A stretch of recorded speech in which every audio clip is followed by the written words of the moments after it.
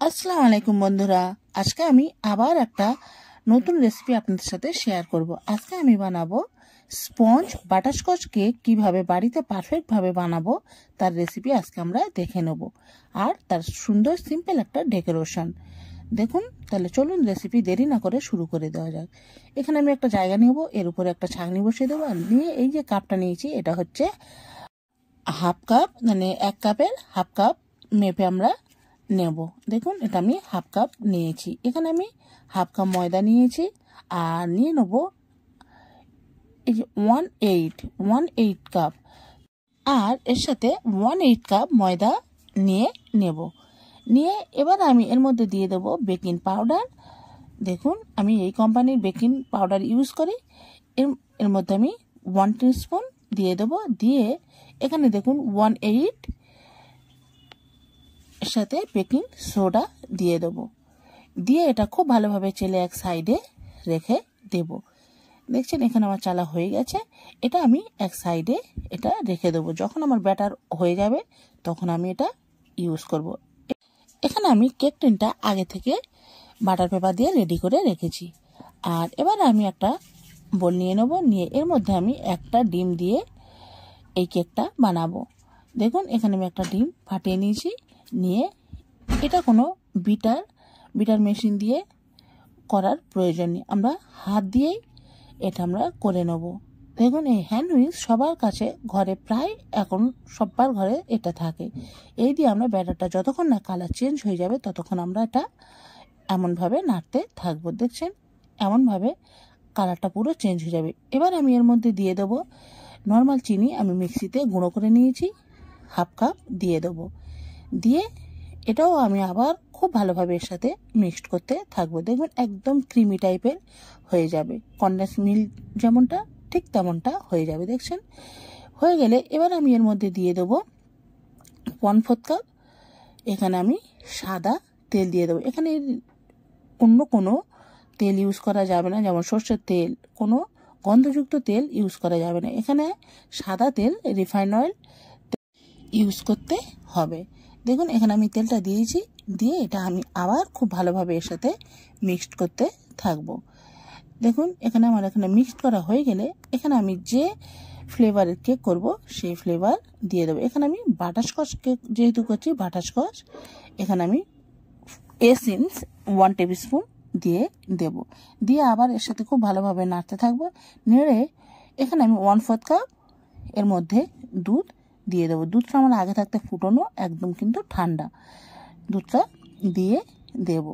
দিয়ে এটা আমি খুব ভালোভাবে নাড়তে থাকবো। নাড়তে এবার আমি এর মধ্যে দিয়ে দেবো যে ময়দাগুলো রেখেছিলাম প্রিমিক্সগুলো, সেগুলো আমি এর মধ্যে অল্প অল্প করে ঢালতে থাকবো আর মিক্সড করতে থাকবো।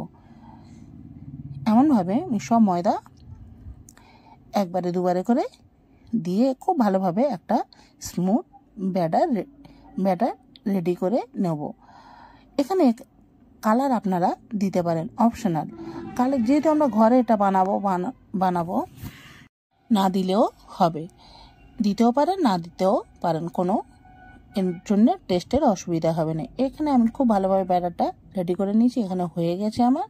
আর দেখুন এবার আমি এখানে যে ডিশের মধ্যে আমরা এটা বানাবো সেটা আমি প্রিহিট 5 মিনিটের জন্য প্রিহিট করতে দিচ্ছি। একদম গ্যাসে লো আঁচে দিয়ে দেবো। 5 মিনিট রেখে দেবো। যে কোনো ভারী জিনিস দিয়ে আমরা এটা চাপা দিয়ে দেবো। এখানে আমার কাঁসার বাসন ছিল, সেটা দিয়ে আমি ঢাকনাটা চাপা দিয়েছি। দেখুন এবার আমি যতক্ষণ ওটা গরম হচ্ছে ততক্ষণ আমি ব্যাটারটা এর মধ্যে দিয়ে এটা আমি গ্যাসে ওই যে ডিশটার মধ্যে প্রিহিট করতে দিয়েছিলাম ওর মধ্যে আমি দিয়ে দেবো। খুবই সিম্পল রেসিপি, যেহেতু সব জিনিস আমাদের ঘরে হাতের কাছে পেয়ে যাব, কোনো কিছু কেনার এক্সট্রা প্রয়োজন নেই। এবার আমি একটু ট্যাপ করে নেব, নিয়ে ওর মধ্যে দিয়ে 30 মিনিটের জন্য এটা আমি বেক করব। দেখুন 30 মিনিট পর কেকটা কেমন হয়েছে। এখানে আমার কেকটা হয়ে গেছে। এটা আমি ঠান্ডা করে এবার ডেকোরেশন করে দেবো। খুব তাড়াতাড়ি করছি, সেই জন্য অনেক কিছু কেটেও গেছে দেখুন। আর এখানে আমি কেকটা রেডি করেছি। আর কেকটা কেমন জালিদার হয়েছে দেখুন। আপনাদের কাটাটা পুরো দেখানো হয়নি, আমার ফোনের স্টোরেজ প্রায় ফুল, সেজন্যে দেখুন খুবই জালিদার হয়েছে। আর বাটারস্কচ নাট এখানে আমার ছিল, সেখানে এর মধ্যে আমি দিয়ে দিচ্ছি।